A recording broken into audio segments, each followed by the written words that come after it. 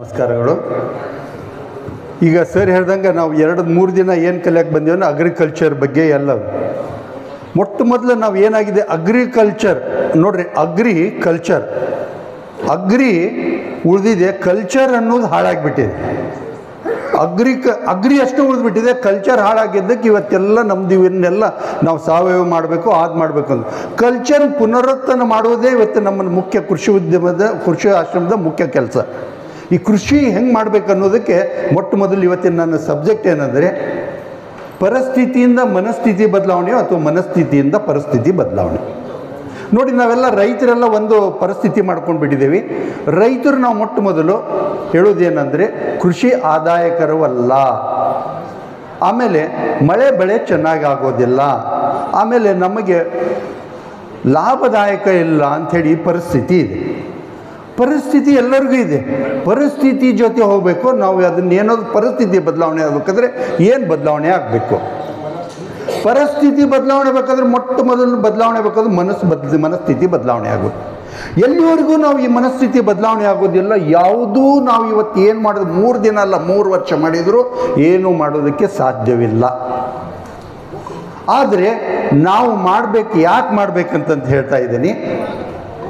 ಇವತ್ತು ನೋಡಿ, ನಮಗೆ ಒಂದು 1000 ಜನಕ್ಕೆ ನಾವು ಇವತ್ತು ನಮ್ಮದು ನಮ್ಮ ಈ ತರಬೇತಿದ್ದು ಲಕ್ಷಾಂತರ ಜನಕ್ಕೆ ಯೂಟ್ಯೂಬ್ ಮೂಲಕ ನಮ್ಮ ವಾಟ್ಸಪ್ ಮೂಲಕ ಹೋಯ್ತು. ಎಲ್ಲರಿಗೂ ಪರಿಸ್ಥಿತಿ ಇದೆ, ಮಳೆ ಬರ್ತಾ ಇದೆ, ಇದು ಇದೆ. ಆದ್ರೆ ಪರಿಸ್ಥಿತಿ ಮೀರಿ ಇಲ್ಲಿ ಬಂದವರೇ ಏನು ಮಾಡಿದ್ರು? ಪರಿಸ್ಥಿತಿ ಮೀರಿ ನೀವೇನು ವಿಚಾರ ಮಾಡಿದ್ರಿ? ಒಂದು ಮನಸ್ಥಿತಿ ಮಾಡಿದ್ರಿ, ಏನಂದರೆ ಏನಾರಾಗಲಪ್ಪ 3 ದಿನ ನಾನು ಅಲ್ಲಿ ಹೋಗಿ ಬರ್ತೇನೆ ಅಂತ. ಇದೇ ಥರ ನಾವು ಮನಸ್ಥಿತಿಯನ್ನು ಬದಲಾವಣೆ ಮಾಡ್ತಾ ಹೋದರೆ ವಿಶ್ವದಲ್ಲಿ ಯಾವುದಕ್ಕೂ ನಮ್ಗೆ ಕೊರತೆ ಆಗೋದಿಲ್ಲ, ರೈತರಿಗೆ ಕೊರತೆ ಇಲ್ಲ.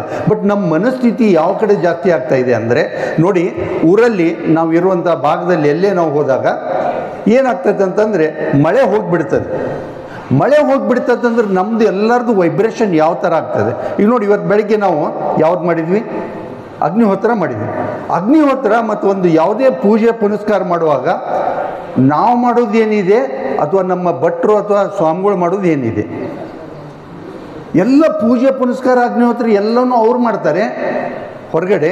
ಬಟ್ ನಮ್ಮ ಕಡೆ ಒಂದೇ ಮಾಡಿಸ್ತಾರೆ. ಏನದು? ನಾವು ಮಾಡೋದು ಒಂದೇ, ಉಳ್ಕಿದವರೆಲ್ಲ ಮಾಡ್ತಾರೆ. ನೋಡಿ, ಸಂಕಲ್ಪ ಅನ್ನೋದೇ ಮುಖ್ಯ.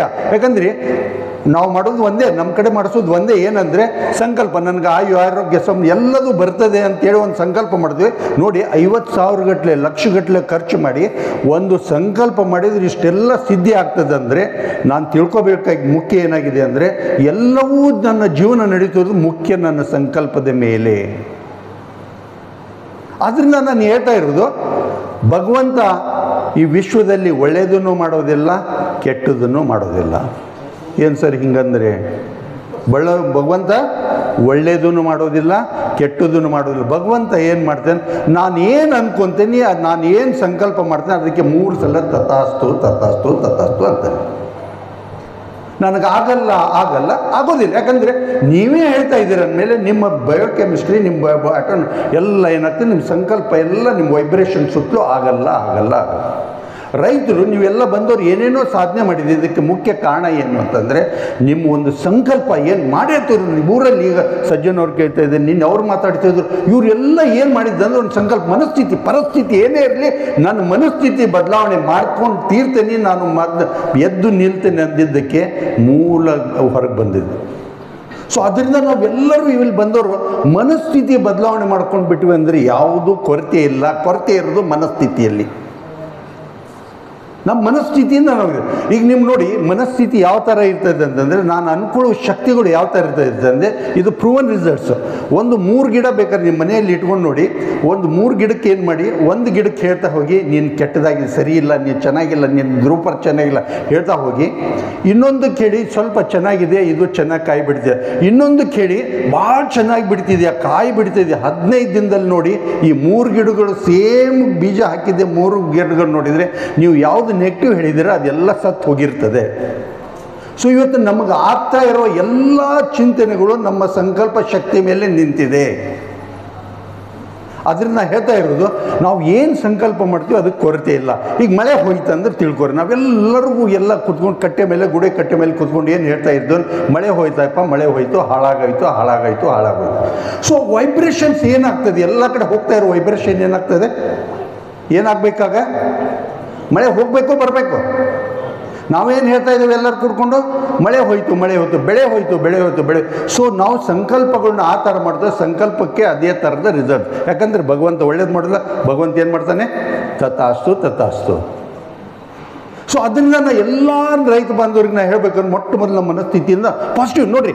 ನೆಗೆಟಿವ್ ವಿಚಾರ ಮಾಡೋದ್ರಿಂದ ನನಗೇನಾದರೂ ಒಂದು ಕಿಂಚಿತ್ತಾದರೂ ಏನಾದರೂ ಅದರಲ್ಲಿ ಪ್ರಾಫಿಟ್ ಇದೆನಾ?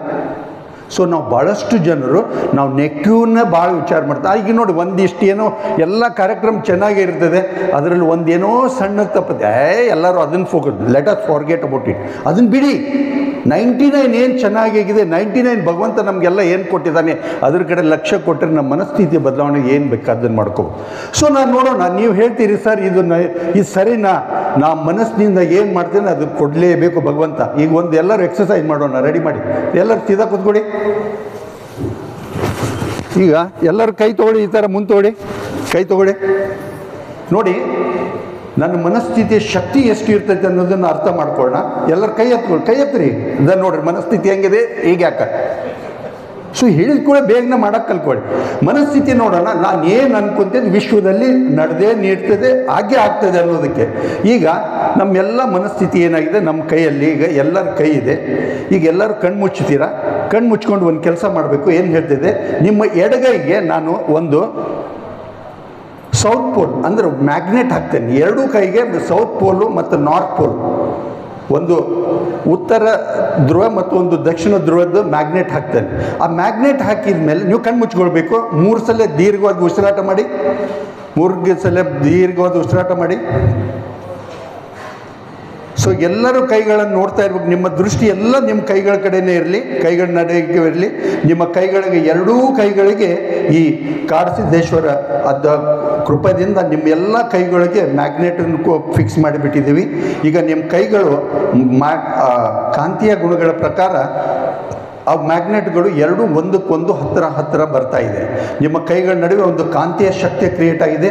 ನಿಮ್ಮ ಕಾಂತೀಯ ಶಕ್ತಿಯಿಂದ ಎರಡೂ ಕೈಗಳು ಹತ್ತಿರ ಬರ್ತಾ ಇದ್ದಾವೆ. ನಿಮ್ಮ ಕೈಗಳು ಹತ್ತಿರ ಬರ್ತಾ ಇದ್ದಾವೆ. ನಿಮ್ಮ ಕೈಗಳ ನಡುವೆ ಒಂದು ದೀರ್ಘವಾದ ಒಂದು ಕಾಂತೀಯ ಶಕ್ತಿ ಒಂದನ್ನು ಜಗ್ತಾ ಇದ್ದಾವೆ. ನಿಮ್ಮ ಕಾಂತೀಯ ಶಕ್ತಿ ಎರಡೂ ಕೈಗಳನ್ನು ಕೂಡಿಸ್ತಾ ಇದ್ದಾವೆ. ಎರಡೂ ಕೈಗಳು ಕೂಡ್ತಾ ಇದ್ದಾವೆ. ಎರಡೂ ಕೈಗಳು ಹತ್ತಿರ ಬರ್ತಾ ಇದ್ದಾವೆ. ನಿಮ್ಮ ಕೈಗಳು ಎರಡು ಹತ್ತಿರ ಬಂದರೆ ಎರಡೂ ಕೈಗಳು ಮುಷ್ಟಿ ಕಟ್ಟಿ ಅದೇ ಥರ ಇಟ್ಕೊಳ್ಳಿ. ಯಾರ್ಯಾರ ಕೈಗಳು ಎಲ್ಲ ಕಾಂತೀಯ ಶಕ್ತಿಗಳು ಎರಡೂ ಕೈಗಳನ್ನು ಕೂಡಿಸ್ತಾ ಇದ್ದಾವೆ. ಎರಡೂ ಕೈಗಳು ಹತ್ತಿರ ಬಂದಿದೆ. ಎಲ್ಲರೂ ಯಾರ್ಯಾರ ಕೈಗಳು ಕೂಡಿದ ಅವ್ರು ಮುಷ್ಟಿ ಮಾಡಿ ಅದೇ ಥರ ಇಟ್ಕೊಳ್ಳಿ. ಎಲ್ಲರ ಕೈಗಳು ಹತ್ತಿರ ಬರ್ತಾ ಇದ್ದಾವೆ. ಇದರಲ್ಲಿ ಯಾರು ಬೇಗ ಆದಷ್ಟು ಶಕ್ತಿ ತುಂಬ್ತಾ ಇದೆ. ಎರಡೂ ಕೈಗಳು ಹತ್ತಿರ ಬರ್ತಾ ಇದೆ. ಓಕೆ, ಎಲ್ಲರೂ ಕಣ್ಬಿಡ್ರಿ. 100ಕ್ಕೆ 99 ಜನಕ್ಕೆ ಆಯಿತು. ಇದು ಆಯಿತಾ? ಮ್ಯಾಗ್ನೆಟ್ ಫಿಕ್ಸ್ ಮಾಡಿದ್ನಾ? ಇಲ್ಲ ಅಂದರೆ ನಾನೇನು ಅನ್ಕೊಂತೇನೆ ಭಗವಂತ ಕೊಡೋದಕ್ಕೆ ರೆಡಿ ಇದ್ದಾನೆ. ಕೆಲವೊಬ್ಬರಿಗೆ ಆಗಲಿಲ್ಲ, ಯಾಕಂದರೆ ಹೆಂಗಾಗ್ತೈತಿ ನೋಡೋಣ ಅಂತ ಕೈ ಹಿಡ್ಕೊಂಡು ಕುಂತ್ಬಿಟ್ರೆ. ಕೆಲವೊಬ್ಬರು ನೋಡ್ತಾರೆ, ಅಂದರೆ ದೊರೊಂದೂ ಪಾಸಿಟಿವ್ನು ನೆಗೆಟಿವ್ ಆಗಿ ವಿಚಾರ ಮಾಡಿ ಹೆಂಗಾಗ್ತೈತಿ, ನೀವು ಹೇಳ್ತಾನೆ ಹೆಂಗಾಗ್ತದೆ ನೋಡೋಣ, ಆಗಲ್ಲ. ಈಗ ನಿಮ್ಗೆ ನೋಡಿ, ನಾನೇನು ಮ್ಯಾಗ್ನೆಟ್ ಹತ್ತಲಿಲ್ಲ, ನಮ್ಮ ಮನಸ್ಸು ಮ್ಯಾಗ್ನೆಟೈಸ್ ಆಗಿಬಿಡ್ತು. ಹೌದಾ? ಒಪ್ತಿರಲ್ಲ? ಮನಸ್ಸು ಇದೇ ಥರ ಈ ವಿಶ್ವದಲ್ಲಿ ಯಾವುದಕ್ಕೂ ಕೊರತೆ ಇಲ್ಲ. ನಾವು ಹಣವಂತರಾಗ್ಬೋದು, ಸಿದ್ಧವಂತರಾಗ್ಬೇಕಾದ್ರೆ ನಾವು ರೈತರು. ನಮ್ಮ ರೈತರು ಇಷ್ಟ ರೀ ಪರಿಸ್ಥಿತಿ ರೀ, ಉಟ್ಟಾಕ ಇಲ್ಲ. Anybody can become anything. ಯಾವ ಮಟ್ಟಕ್ಕೂ ಮುಟ್ಬೋದು. ನಮ್ಮ ಮನಸ್ಥಿತಿ ಬದಲಾವಣೆ ಆಗಬೇಕನ್ನೋದು ನನ್ನ ಮುಖ್ಯ ಉದ್ದೇಶ. ಸೊ ಆದ್ದರಿಂದ ದಯವಿಟ್ಟು ಎಲ್ಲ ರೈತರಿಗೆ ಮನಸ್ಥಿತಿ ಬದಲಾವಣೆ, ಅದು ಎಂಥ ಪರಿಸ್ಥಿತಿಯನ್ನು ನಾವು ಬದಲಾವಣೆ ಮಾಡಬೇಕನ್ನೋದನ್ನು ನಾನು ಕಂಡುಕೊಂಡಿದ್ದೀನಿ. ಅಂಥ ಮಟ್ಟಕ್ಕೂ ಮುಟ್ಟಿದ್ದೀನಿ. ಯಾವುದಕ್ಕೂ ಕೊರತೆ ಆಗೋದ್ರೆ ಯಾವುದು ಬೇಕಾದರೂ. ಯಾಕಂದರೆ ನಿನ್ನೆ ಮಾತಾಡ್ತಿದ್ವಿ, ನಮ್ಮ ಮನೆಯವರು ನಮ್ಮ ಜೊತೆ ಇರಲ್ಲ. ನಮ್ಮ ಮನೆಯವ್ರ ನನ್ನ ಮನಸ್ಸು ಆತಾರೆ. ನನ್ನ ಮಿಸ್ಸಸ್ಸು ಬಂದಿದ್ದಾರೆ, ನನ್ನ ಮನೆಯವರು ತಂಜಾ ಪಾಟೀಲ್ ಅಂತೇಳಿ BB ಇಂಜಿನಿಯರ್ ಪ್ರೊಫೆಸರ್. ಬಟ್ ನನ್ನ ಮನಸ್ಥಿತಿ ನೋಡ್ಕೊಂಡು ಅವ್ರು ಬರ್ತಾರೆ. ನಾವೇನು ನಮ್ಮ ಹೆಂಡ್ತಿನ ಮಾತು ಕೇಳಂಗಿಲ್ಲ, ಯಾಕಂದ್ರೆ ನಾ ರೆಡಿ ಇರಲ್ಲ, ನನ್ನ ಮನಸ್ಥಿತಿ ರೆಡಿ ಇರೋಂಗಿಲ್ಲ. ಮತ್ತು ಅವ್ರಿಗೆ ಗೊತ್ತು ಇವ್ರಿಗೆ ಇಂಥವನ್ನ ಮಾಡೋ ಬಿಡುವೆ ಅಂತೇಳಿ. ಆದ್ದರಿಂದ ಒಳ್ಳೇದು ಮಾಡ್ತೇನೆ, ನಾನು ಮಾಡೇ ತೀರ್ತೇನೆ ನನ್ನ ಒಂದು ಬಲವಾದ ನಂಬಿಕೆ ನಮ್ಮ ಮನೆಯವ್ರಿಗಿದ್ದರೆ ನಮ್ಮ ಮನೆಯಲ್ಲಿ ಎಲ್ಲರೂ ನನ್ನ ಜೊತೆ ಬರ್ತಾರೆ. ಸೊ ಆದ್ದರಿಂದ ಇದರೊಂದಿಗೆ ಇವತ್ತಿನವರೆಗೆ ನಾನು ಕೊಟ್ಟ ಸಮಯ, ಯಾಕಂದರೆ ನಾನೇ ಅಲ್ಲಿ ಕೂತ್ಕೊಂಡಿದ್ದೇನೆ, ಸಮಯನ ವ್ಯರ್ಥ ಮಾಡೋದು ಬೇಡ. ಏನಾದರೂ ಇದರ ಬಗ್ಗೆ ಆಮೇಲೆ ನಾನು ಆಪ್ತ ಸಮಾಲೋಚನೆ ಇಡೀ ಭಾರತ ದೇಶದ ಎಲ್ಲ ಕಡೆ, ನಾನು ಭಾರತ ದೇಶ ಹೊರಗಿನ ದೇಶಕ್ಕೂ ಹೋಗಿ ನನ್ನ ಮೋಟಿವೇಶ್ನಲ್ ಟ್ರೈನಿಂಗ್ಸು ಈ ಥರ ಹೀಲಿಂಗ್ ಎಲ್ಲ ಕೊಡ್ತಾ ಇರ್ತೇನೆ.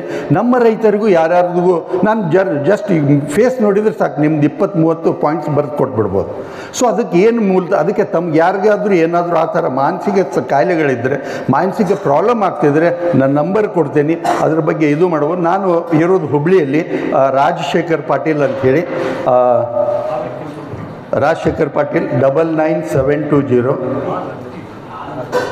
ರಾಜಶೇಖರ್ ಪಾಟೀಲ್ 99720 26290.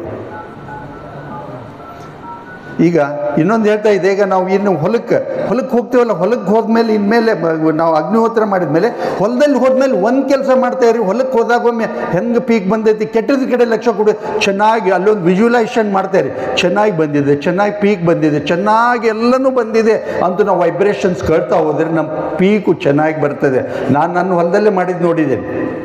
ಸೊ ಅದರಿಂದ ದಯವಿಟ್ಟು ಈ ಥರ ಧನಾತ್ಮಕವಾಗಿ ಚಿಂತನೆ ಮಾಡ್ತಾ ಮನಸ್ಥಿತಿಯಿಂದ ಎಂಥ ಪರಿಸ್ಥಿತಿಯನ್ನು ಬದಲಾವಣೆ ಮಾಡ್ಬೋದು ಅಂತ ಹೇಳ್ತಾ ನನ್ನ ಈ ಸಮಯವನ್ನು ಮುಕ್ತಾಯ ಮಾಡ್ತೀನಿ. Thank you.